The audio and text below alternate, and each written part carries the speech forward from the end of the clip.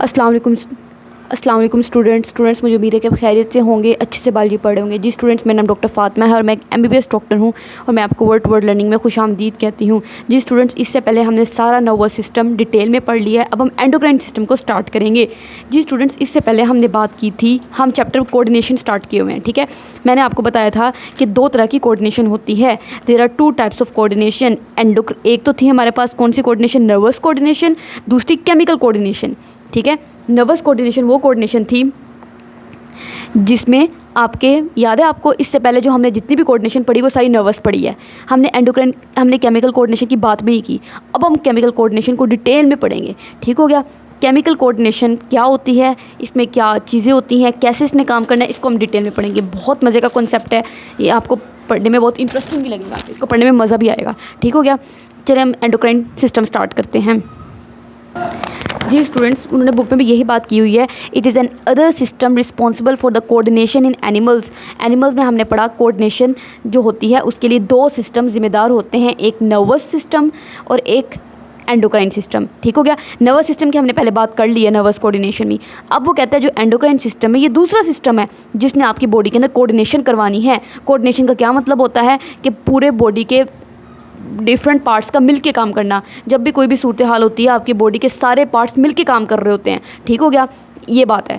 कोई भी ऐसा नहीं होता कि एक पार्ट काम कर रहा हो दूसरा पार्ट कहते हैं नहीं मैं काम नहीं करूँगा, ऐसा नहीं होता। सारे बॉडी के पार्ट्स मिल के काम करते हैं। जिस तरह मैंने आपको बताया था क्रिकेट टीम है, क्रिकेट टीम में सारे जो क्रिकेट टीम के प्लेयर्स होते हैं, मेंबर्स होते हैं, वो सारे मिलके काम करते हैं, फिर ही वो टीम अच्छे तरीके से परफॉर्म कर पाती है। इसी तरीके से याद है आपको, डॉग आपके पीछे जब लग गया था, ये कभी ऐसा आपने एक्सपीरियंस किया हो तो उस केस में भी बॉडी के डिफरेंट पार्ट्स मिलके काम कर रहे होते हैं ताकि आपको उस सूरत हाल से, इमरजेंसी सिचुएशन से निकाला जाए। ठीक हो गया। तो एंडोक्राइन सिस्टम ने उसमें अपना कैसे हिस्सा डालना है उसको हम डिटेल में पढ़ लेते हैं। अच्छा, आपने ना सबसे पहले एंडोक्राइन सिस्टम के अंदर वो कहता है ग्लैंड्स होते हैं। ग्लैंड्स क्या होता है, सबसे पहले मैं उसके बारे में आपको थोड़ा सा कॉन्सेप्ट देना चाहूँगी। जी स्टूडेंट्स, ग्लैंड्स क्या होते हैं, ऐसे सेल्स या ग्रुप ऑफ सेल, एक सेल भी हो सकता है ग्लैंड या ग्रुप ऑफ सेल भी हो सकते हैं, जिन्होंने क्या काम करना है, इनका काम क्या होता है, कोई ख़ास सब्सटेंस जिनको केमिकल्स कहते हैं, इन्होंने उन ख़ास सब्सटेंस को पहले तैयार करना है फिर इनको रिलीज़ कर देना है। ठीक है, मतलब कुछ ना कुछ सिक्रीशन करते हैं, कुछ ना कुछ पहले इन्होंने बनाना है इन सेल्स ने और बना के फिर उसको बॉडी के अंदर सिक्रीट कर देना, खारिज कर देना है। कुछ ना कुछ इन्होंने बनाना होता है। ठीक हो गया, उनको ग्लैंड्स कहते हैं। ठीक हो गया। जिस तरह के याद है आपको, अपने रेस्पिरेटरी सिस्टम पढ़ा था, उसमें हमने क्या पढ़ा था, रेस्पिरेटरी सिस्टम में आपके नोज़ के अंदर म्यूकस सिक्रीशन हो रही थी।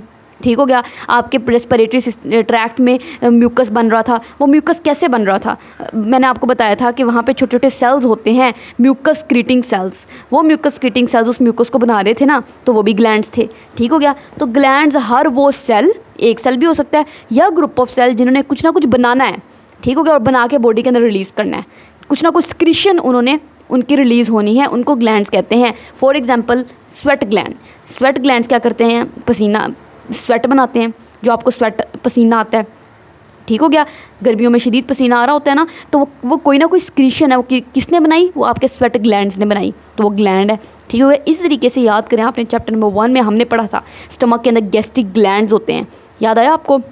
ऐसे करके मैंने आपको स्टमक बना के दिखाया था और मैंने उसको कहा था, आपको बताया था स्टमक की जो इनर लेयर होती है उसके अंदर ऐसे करके ग्लैंड्स थे, ऐसे करके, याद है, ऐसे करके ग्लैंड होते थे स्टमक की इनर लेयर के अंदर। ये जो गैस्ट्रिक ग्लैंड्स, इन ग्लैंड्स को हमने क्या नाम दिया था, गैस्ट्रिक ग्लैंड्स। ग्लैंड्स हमने इनको क्यों कहा था, क्योंकि ग्लैंड का मतलब है ये कुछ ना कुछ सिक्रीट कर रहे थे, कुछ ना कुछ बना रहे थे। सही हो गया, इसलिए मैंने इनको ग्लैंड कहा था। और गैस्ट्रिक मतलब स्टमक के अंदर थे और इन्होंने गैस्ट्रिक जूस बनाना था। ठीक हो गया, ये ग्लैंड्स की कहानी है। मतलब ऐसे सेल्स या ग्रुप ऑफ सेल्स जिन्होंने कुछ ना कुछ बनाना है, कोई केमिकल्स बनाने हैं और बना के बॉडी के अंदर रिलीज़ करने हैं, उनको कहते हैं। जब भी इसलिए ग्लैंड का लफ्ज़ आए तो आपके ज़हन में यही आना चाहिए, इन्होंने कुछ ना कुछ बनाना है, कुछ केमिकल या कुछ और चीज़ें, लाइक कुछ भी बनाना है और बना के आपकी बॉडी के अंदर रिलीज़ कर देना है। ठीक हो गया। अच्छा, अब ना ये ग्लैंड 2 तरह के होते हैं, आपकी बुक में उन्होंने कॉन्सेप्ट दिया हुआ है। एक होते हैं ग्लैंड्स एंडोक्राइन ग्लैंड्स। अच्छा, मैं कुछ भी बात आपको अपने से नहीं बताऊंगी, हर चीज़ आपकी बुक की ही होगी, इसलिए आपने एक मेरी बात को ध्यान से सुनना है और समझना है। ठीक हो गया। अगर कोई बात अभी काम आएगी तो आगे ज़रूर काम आ जाएगी, लेकिन कोई भी चीज़ फजूल नहीं होगी। ठीक हो गया। एंडोक्राइन ग्लैंड्स होते हैं और एक्सोक्राइन ग्लैंड्स होते हैं। ये जो टॉपिक है ना, इस सारा आपने एंडोक्राइन ग्लैंड्स का पढ़ना है, लेकिन एक्सोक्राइन ग्लैंड्स के बारे में भी उसने यहाँ पे बात की हुई है, इसलिए इसको भी समझना ज़रूरी है। ठीक हो गया। अच्छा, अब सबसे पहले ना पहले मैं आपको एक्सोक्राइन ग्लैंड की बात बता दूं। एक्सोक्राइन ग्लैंड वो ग्लैंड होते हैं डक्टेड, जिनके पास डक्ट होती है। ठीक, क्या मतलब, जैसा कि स्टमक की बात कर लो, मैंने आपको बताया कि स्टमक के जो अंदर गैस्ट्रिक ग्लैंड्स होते हैं, देखिए नज़र आ रहे हैं आपको gastric glands. In gastric gland ने, याद है मैंने आपको पीछे डिटेल में पढ़ाया था कि यहाँ पे ऐसे करके सेल्स लगे होते हैं, उन सेल्स ने गैस्ट्रिक जूस बनाना होता है। इन सेल्स ने गैस्ट्रिक जूस बनाया और बना के कहाँ पर रिलीज़ कर दिया, यहाँ से वो गैस्ट्रिक जूस गया और यहाँ पर रिलीज़ कर दिया, ऐसे ही हुआ ना। तो इनके पास डक्ट्स हैं। डक्ट्स का मतलब है छोटी छोटी नालियाँ हैं, जिन नालियों के ज़रिए से, जिन ट्यूब्स के ज़रिए से इन्होंने जो चीज़ बनाई है वो इन्होंने बाहर डाल देनी है। जिस तरह के, अगर यही चीज़ मैं आपको जूम करके दिखाऊं, जी स्टूडेंट्स, इस वाली चीज़ को मैं थोड़ा जूम कर रही हूँ, ठीक हो गया। इस तरह करके ग्लैंड है, गैस्ट्रिक ग्लैंड, ऐसे करके इसके अंदर सेल्स लगे हुए हैं, याद है, ऐसे करके सेल्स हैं।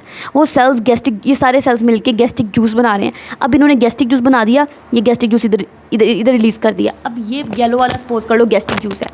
अब ये गैस्ट्रिक जूस जाएगा, ये सारी डक्ट है, वो नाली, वो ट्यूब जिसके ज़रिए से ये गैस्ट्रिक जूस, ये देखें, ये वो ट्यूब है जिसके ज़रिए से ये जा रहा है और इसने यहाँ पर रिलीज़ हो जाना है। इसी तरीके से ये भी गैस्ट्रिक ग्लैंड है, यहाँ पे सेल्स लगे हुए हैं, उन सेल्स ने भी जूस बनाना है और बना के इसको, ये डक्ट है, ये नाली है, उस डक्ट के ज़रिए से यहाँ पे डाल देना है, ठीक हो गया। तो ये एक्सोक्राइन ग्लैंड्स होते हैं जिनके पास डक्ट्स होती हैं, जिन्होंने अपनी जो भी चीज़ बनाई, जो भी सिक्रीशन बनाई, जो भी केमिकल बनाया, उसको एक डक्ट के ज़रिए से डक्ट में डालना है और वो डक्ट बाहर ले जाएगी, जहाँ पे रिलीज़ होना होगा वहाँ पे रिलीज़ कर देगी। इसी तरीके से आपके स्वेट ग्लैंड भी इसी तरीके से काम करते हैं। जिस तरह आपको, मान लो आपकी स्किन है, ठीक हो गया, तो यहाँ पे ऐसे करके ना नीचे अल्लाह ताला ने स्वेट ग्लैंड रखे हुए हैं। ये स्वेट ग्लैंड पसीना बनाएंगे, फिर ये डक्ट्स हैं, नाली हैं, ये नालियाँ इस पसीने को ऊपर ले जाएंगी, ट्यूब्स हैं, और ट्यूब्स पसीने को ऊपर ले जाएंगे और ऊपर आके आपकी जो स्किन की सरफेस है उसके ऊपर पसीना सारा आ जाएगा।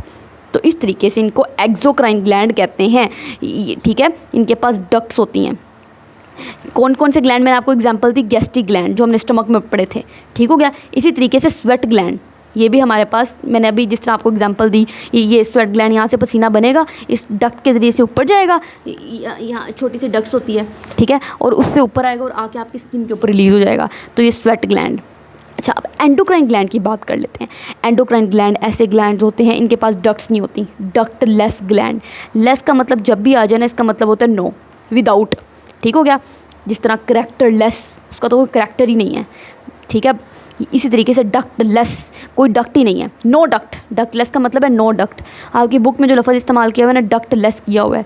डक्टलेस का मतलब है इनके पास डक्ट्स नहीं होती, वो ट्यूब्स नहीं होती, इस तरह वाली कोई नालियाँ नहीं होती। तो फिर इन्होंने जो चीज़ अपनी बनाई, जो इन्होंने, क्योंकि हैं तो ये ग्लैंड्स, इन्होंने कुछ ना कुछ तो बनाना है, कुछ ना कुछ तो सिक्रीट करना है, तो फिर ये कहाँ पर डालेंगे? इन्होंने जो भी चीज़ अपनी बनानी है ना, वो डायरेक्टली ब्लड में डाल देनी है, इनटू ब्लड, ठीक हो गया। जो भी चीज़ इन्होंने बनानी है, इन्होंने ब्लड में डाल देनी है। ये बात उन्होंने लिखी हुई है आपकी बुक में, एंडोक्राइन ग्लैंड्स की। अब बुक से एक एक चीज़ पढ़ लेते हैं, यही चीज़ उन्होंने बताई हुई है। अच्छा, अब ये जो एंडोक्राइन ग्लैंड होते हैं ना, इन्होंने जो चीज़ बनानी होती है ना, उस चीज़ का स्पेशल नाम है, उस चीज़ को कहते हैं हार्मोन, ठीक है। हार्मोन कुछ भी नहीं है, केमिकल्स हैं, ठीक है। सपोज़ कर लो, मैं आपको बता दूँ, ये एक एंडोक्राइन ग्लैंड है, सपोज़ कर लो फॉर एग्जाम्पल, ठीक है। ये एंडोक्राइन ग्लैंड है। ग्लैंड क्या होते हैं? सेल्स ही होते हैं ना, या ग्रुप ऑफ सेल। तो इन्होंने अगर ये एंडोक्राइन होगा तो ये जो चीज़ बनाएगा, जो इसने केमिकल बनाना है, उस केमिकल को हम हार्मोन कहते हैं, ठीक है। जो चीज़ इसने बनानी है उसका क्या नाम है? हार्मोन। सही हो गया। हार्मोन कुछ भी नहीं है, वो केमिकल्स हैं जो इन सेल्स ने बनाए हैं।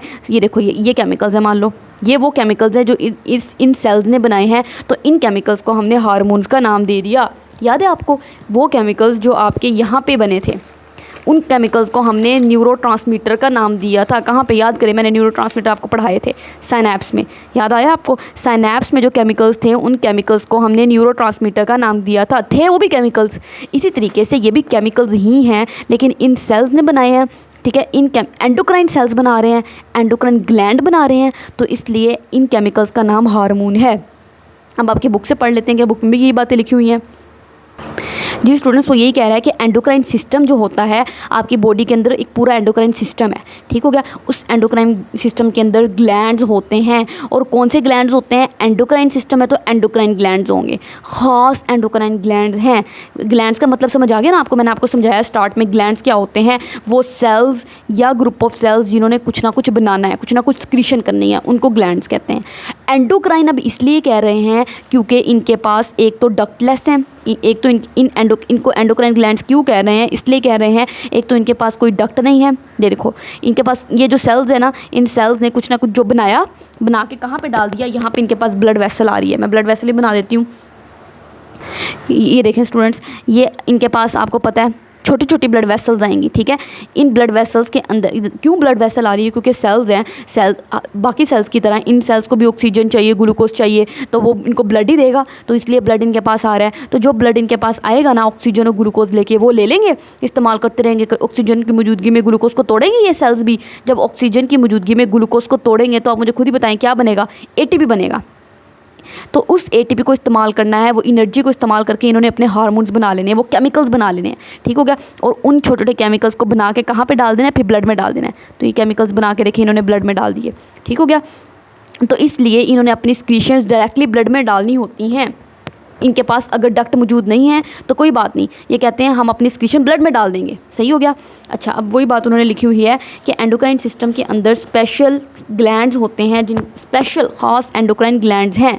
ये एंडोक्राइन ग्लैंड्स क्या करते हैं, इन्होंने प्रोड्यूस करना होता है, पहले तो प्रोड्यूस करते हैं, फिर उनको स्क्रीट कर देते हैं, खारिज कर देते हैं किनको, ख़ास केमिकल्स को, जिन केमिकल्स को हार्मोन्स कहा जाता है, ख़ास केमिकल्स को, जिन केमिकल्स को हार्मोन कहा जाएगा। पहले हार्मोन्स को बना के फिर स्क्रीट कर दिया, कहाँ पे स्क्रीट कर दिया, ब्लड के अंदर स्क्रीट कर दिया, ठीक हो गया। अब हार्मोन्स क्या हैं, हार्मोन्स कुछ भी नहीं है, वो केमिकल्स हैं which are released from endocrine gland, जो एंडोक्राइन ग्लैंड ने रिलीज़ किए हैं। ये देखें, ये एंडोक्राइन ग्लैंड है, ठीक हो गया। ये देखिए एंडोक्राइन ग्लैंड है पूरा, इस एंडोक्राइन ग्लैंड ने जो केमिकल्स बनाए हैं, ये केमिकल्स, ठीक है, उन केमिकल्स को बनाया और बना के ब्लड में डाल दिया, उन केमिकल्स को ही हार्मोन्स कहते हैं, ठीक हो गया। ये हार्मोन्स हैं। अच्छा, और इन हार्मोन ने करना क्या है, इन्होंने जाना है जाके कंट्रोल करना है, रेगुलेट करना है किसको, बॉडी के डिफरेंट फंक्शन को, जैसा कि ग्रोथ हार्मोन। आपने ना आगे जाके हमने पढ़ना है डिफरेंट तरह के बॉडी के अंदर एंडोक्राइन ग्लैंड्स हैं, जिस तरह ये सारे इन्होंने आपके बॉडी के अंदर एंडोक्राइन ग्लैंड्स दिखाए हुए हैं। तो यहाँ पे ये एक छोटू सा, मैंने आपको जब पढ़ाया था ना हाइपोथैलेमस, तो तब भी मैंने आपको बताया था कि ये हाइपोथैलेमस है, उसके साथ एक छोटू सा मटर के दाने की तरह ग्लैंड है जिसको पिट्यूटरी ग्लैंड हमने कहा था, ठीक हो गया।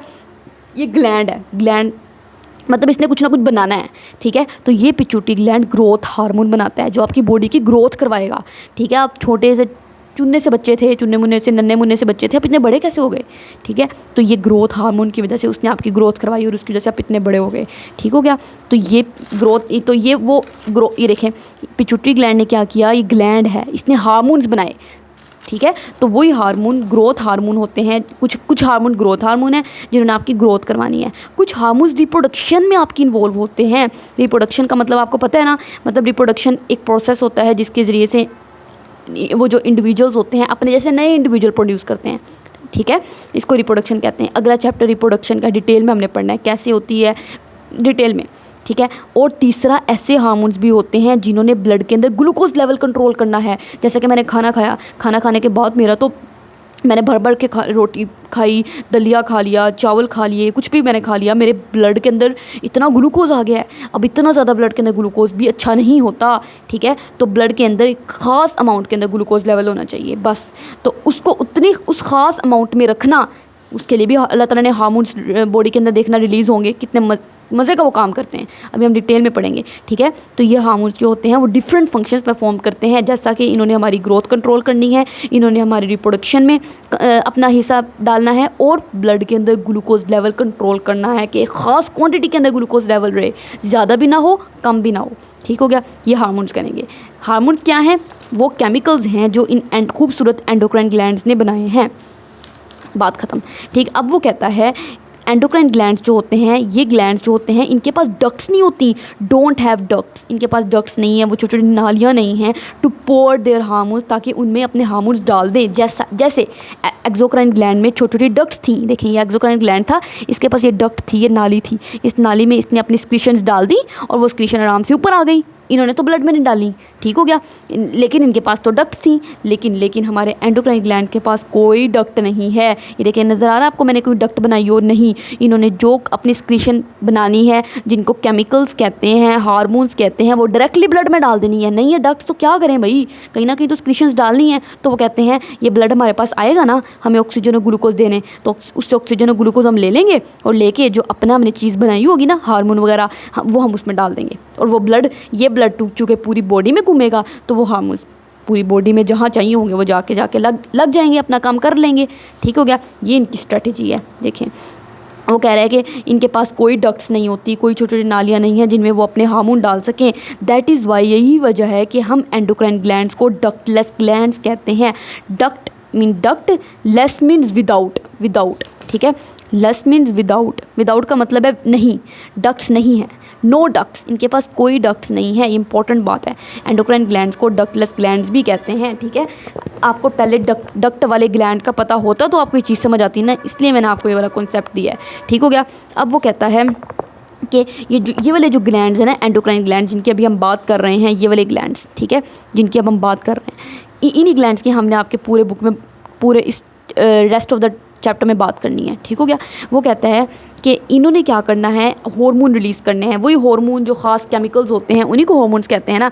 इन्होंने हार्मोन बनाने हैं और उनको ब्लड में डाल देना है, क्योंकि इनके पास तो डक्ट्स ही नहीं है बेचारों के पास। ठीक, और वो ब्लड जो होगा वो पूरी बॉडी में घूमेगा। जब वो पूरी बॉडी में घूमेगा तो वो इन हार्मोन्स को ले जाएगा to the different parts of the body के डिफरेंट पार्ट्स में, और फिर जहाँ जाके उन हार्मोन्स ने काम करना होगा वहाँ पे वो जाके काम कर लेंगे। जैसा कि एक एग्जांपल मैं आपको दे दूँ मिसाल के तौर पर, जो हमने पढ़ा हुआ है मैं उसी में से आपको एग्जांपल देती हूँ, नई चीज़ नहीं। ये देखिए, पिट्यूटरी ग्लैंड है ना, इस पिट्यूटरी ग्लैंड में से कुछ ऐसे हार्मोन्स रिलीज़ होते हैं जिन्होंने ना आपकी रिप्रोडक्शन में हिस्सा डालना है, रिप्रोडक्शन में रोल प्ले करना होता है। ठीक है, अब आपके जो रिप्रोडक्टिव ऑर्गन्स होते हैं ना, मेल है तो मेल के अंदर ना ये टेस्टिस होती हैं, यहाँ पे करके पड़ी होती हैं कि कहाँ, ये हमने डिटेल में आगे पढ़ना है। देखिए, आपकी बुक की ही बात मैं बता रही हूँ आपको, अपने से कुछ नहीं बता रही।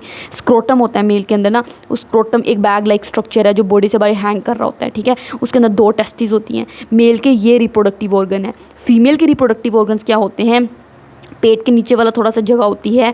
ठीक है, पेट के नीचे वाली जगह पे 2 ओवरीज होती हैं। ये देखें, ओवरी छोटी गोल सी ओवरी है, मतलब ऐसे करके होती है ये ओवरी। 2 ओवरीज होती हैं, किधर पड़ी होती है, एक लेफ्ट साइड पे, एक राइट साइड पे। ठीक हो गया, ये ओवरीज फीमेल की रिप्रोडक्टिव ऑर्गन्स हैं। ठीक, तो अब ये हार्मोन बनेगा यहाँ से। ठीक है, ये जो पिट्यूटरी ग्लैंड है, ये वाला ग्लैंड है पिट्यूटरी ग्लैंड। ठीक है, ये वाला पिट्यूटरी ग्लैंड जो है ना, यही वाला उन्होंने ये दिखाया हुआ है।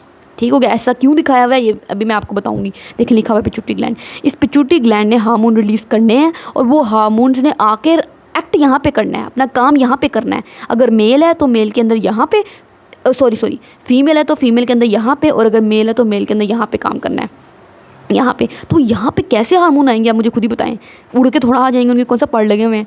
उन्होंने ऐसे आना है कि ग्लैंड है ना, तो ग्लैंड के पास ब्लड वेसल आ रही है। ठीक, तो इसने ये इस ब्लड आ रहा है, तो इसने जो अपने हार्मोन बनाने उस ब्लड में डाल देने। अब ब्लड पूरी बॉडी में घूमेगा, जब वो ब्लड घूम के यहाँ पे आएगा ना इन ओवरीज के पास, तो हार्मोन कहेंगे यही तो वो जगह है जहाँ पे हमने काम करना था। ठीक है, तो हार्मोन यहाँ पे काम कर देंगे अपना, अगर फीमेल है, और अगर मेल है तो वो हार्मोन यहाँ पे काम कर लेंगे। तो इस तरीके से ब्लड जो है इन हार्मोन्स को बॉडी के डिफरेंट पार्ट्स में लेकर जाता है, और वहाँ पे वो जहाँ पे उन्होंने काम करना होता है, जिसके लिए वो बने हैं, उन्होंने वहाँ पे जाके काम कर देना है। ठीक हो गया, वो ये बात देखिए उन्होंने आपको बताई हुई है, इसको मैं आपको समझा देती हूँ। साइड बॉक्स पे पढ़ लेते हैं, पहले ये लाइन कंप्लीट कर लें। वो कहता है कि फॉलोइंग जो है ना मेजर एंडोक्राइन ग्लैंड्स हैं। ये अब हम जो पढ़ेंगे ना, कुछ ग्लैंड्स आपके उन्होंने 6 ग्लैंड्स के बारे में बताया हुआ है, तो वो बॉडी के मेजर एंडोक्राइन ग्लैंड्स है। वैसे तो और भी काफ़ी एंडोक्राइन ग्लैंड है, लेकिन मेजर जो अहम हम वो पढ़ेंगे। और उनकी एंडोक्राइन ग्लैंड का क्या काम है, हार्मोन बनाना, और जो उन्होंने हार्मोन बनाने हैं हम वो पढ़ेंगे। ठीक हो गया, कौन सा ग्लैंड का हार्मोन बना रहा है, वो हार्मोन ने क्या काम करना है, बहुत इंटरेस्टिंग टॉपिक होने वाला है, इसको हम डिटेल में पढ़ेंगे। ये साइड बॉक्स पढ़ के, साइड बॉक्स क्या है, वो कहता है कि आपके स्लाइवरी ग्लैंड जो होते हैं, याद है आपको स्लाइवरी ग्लैंड कहाँ पे आपने पढ़ा था, मुझे आप खुद ही बताएं। चैप्टर नंबर 1 में आपने चीज़ों को रिकॉल किया करें, मैंने चीज़ कहाँ पढ़ी थी। ये देखें, ये हमने यहाँ पे स्लाइवरी ग्लैंड पढ़े थे। मैंने आपको बताया था इन स्लाइवरी ग्लैंड ने स्लाइवा बनाना है, और स्लाइवा बना के छोटी छोटी डक्ट्स होती हैं, उन डक्ट्स के ज़रिए से वो स्लाइवा माउथ में रिलीज़ कर देना है। क्योंकि स्लाइवरी ग्लैंड माउथ में मौजूद नहीं है, माउथ के साथ अटैच होते हैं। ठीक है, ओरल कैविटी के अंदर नहीं है, they are attach to oral cavity. इस तरह आपको लाइंस याद होनी चाहिए बुक से, अगर आपने अच्छे नंबर लेने हैं। ठीक हो गया, ये देखें यहाँ पे आपका लिखा हुआ था कि 3 पेयर ऑफ स्लाइवरी ग्लैंड्स जो होते हैं वो मौजूद होते हैं, they are attached with the oral cavity, के साथ अटैच होते हैं। तो इन्होंने कैसे ओरल कैविटी के अंदर अपना स्लाइवा डालना है, छोटे छोटे डक्ट्स हैं, नालियाँ हैं, उसके ज़रिए से इन्होंने अपना स्लाइवा मुंह में डालना है। तो खुद ही मुझे बताएं, अगर ये डक्टेड ग्लैंड हैं तो ये कौन से हुए, एंडोक्राइन हुए या एक्सोक्राइन हुए? बताएं मुझे ज़रा, आप खुद सोचें। एक्सोक्राइन हुए, क्योंकि इनके पास तो डक्ट्स हैं। ठीक हो गया, तो अच्छा, यही बात उसने लिखी हुई है कि वो जो शायद वो आपको एक्सोक्राइन ग्लैंड का ही कॉन्सेप्ट देना चाह रहा है इस चीज़ में ना, लेकिन वो वाज़िया बात नहीं कर रहा है एक्सोक्राइन ग्लैंड की। अच्छा, वो कहता है स्लाइवा की जो स्क्रीशन होती है ना स्लाइवरी ग्लैंड से, इज़ एन इनवॉलेंटरी एक्शन। आपके स्लाइवरी ग्लैंड जो है उन्होंने स्लाइवा बनाया, वो एक इनवॉलेंटरी एक्शन है, ये हमारे कंट्रोल में नहीं है। मतलब अगर मैं बैठी बैठी कहूँ चलो आज तो मेरा दिल कर रहा है मैं इतना स्लाइवा प्रोड्यूस करवा लूँ, ऐसे मैं कर सकती हूँ? नहीं कर सकती। आप अपनी मर्ज़ी से तो स्लाइवा प्रोड्यूस नहीं करवा सकते ना अपने माउथ में, ठीक है। ये कब प्रोड्यूस होता है? जब आप ना जब आपके माउथ में फूड आती है और आप उस फूड को चबा रहे होते हैं ना, तो ये चबाने वाला जो च्यूइंग जब आप कर रहे हैं फूड की, ऐसे करके खाना चबा रहे हैं, तो तब ब्रेन जो है आपके स्लाइवरी ग्लैंड को पैगाम भेजता है कि मुंह में खाना आ चुका है, स्लाइवरी ग्लैंड तुम स्लाइवा बना लो। क्यों? क्योंकि स्लाइवा के अंदर एंजाइम्स हैं, वो एंजाइम इस खाने को डाइजेस्ट करेंगे। ठीक हो गया? इसलिए ठीक है। तो वो कहता है वो स्लाइवरी ग्लैंड ब्रेन जो है पैगाम भेजेगा आपके स्लाइवरी ग्लैंड को और स्लाइवरी ग्लैंड स्लाइवा बनाना शुरू कर देंगे।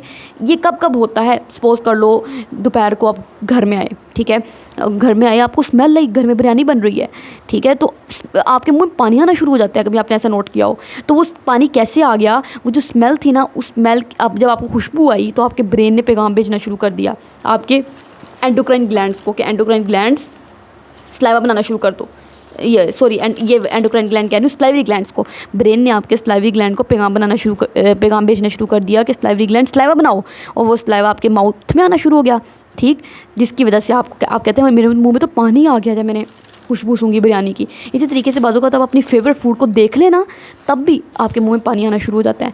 तो देखने से भी, और इवन इमेजिन, बाजू का हम इमेजिन ही कर रहे होते हैं कि कभी कभी मज़े मज़े के खाने, तब भी मुंह में पानी आ जाता है। क्यों? क्योंकि तब भी आपका जो ब्रेन है वो आपके स्लाइवरी ग्लैंड को सिग्नल भेजता है और स्लाइवरी ग्लैंड स्लाइवा बनाना शुरू कर देते हैं और वो स्लाइवा आपके माउथ में जाना शुरू कर देता है, जिसकी वजह से मुंह में पानी आना शुरू हो जाता है। तो ये इनवॉलेंटरी एक्शन है, ये मेरे कंट्रोल में नहीं है। सही हो गया? बस उस साइड बॉक्स में उसने ये बताया हुआ है। अब हम सारे ग्लैंड्स को डिटेल में पढ़ेंगे, बहुत इंटरेस्टिंग एक्शन है इनके। अब मैं स्टूडेंट्स में आपको एक चीज़ बताना चाह रही हूँ कि मैं इस चैप्टर को और थोड़ा अगले चैप्टर को जो कि रिप्रोडक्शन वाला चैप्टर है, इसको थोड़ा को रिलेट करके पढ़ाऊँगी। क्यों? क्योंकि दोनों में एक ही बातें हैं, बस उन्होंने थोड़ा आपको ना कन्फ्यूज़ किया हुआ है। जैसे कि अगर आप खुद पढ़ने की कोशिश करेंगे तो आप कन्फ्यूज़ हो जाएंगे, क्योंकि बातें एक ही हैं लेकिन उन्होंने जगह जगह फैला के मतलब बताई हुई हैं। लेकिन मैं आपको एक कॉन्सेप्ट दे दूँगी, उस कॉन्सेप्ट से ही आपका ये वाला चैप्टर भी कवर हो जाएगा और वो वाला भी, पीछे वाला भी जो हम पढ़ रहे हैं। तो इसलिए मैं दोनों चैप्टर को तकरीबन साथ साथ लेकर चलूँगी। ठीक हो गया? तो अगला चैप्टर भी आपका बहुत आसान वे में तैयार हो जाएगा, ये तो होगा इंशाल्लाह। नेक्स्ट लेक्चर में इंशाल्लाह हम पिट्यूटरी ग्लैंड को डिटेल में पढ़ते हैं, एक एक ग्लैंड्स के टॉपिक हम पढ़ते जाएंगे और इंशाल्लाह चीज़ें आसान होती जाएंगी। काइंडली हमारे चैनल को सब्सक्राइब कर दें, अपने फ्रेंड के साथ शेयर करें, लाइक करें। अल्लाह हाफिज़।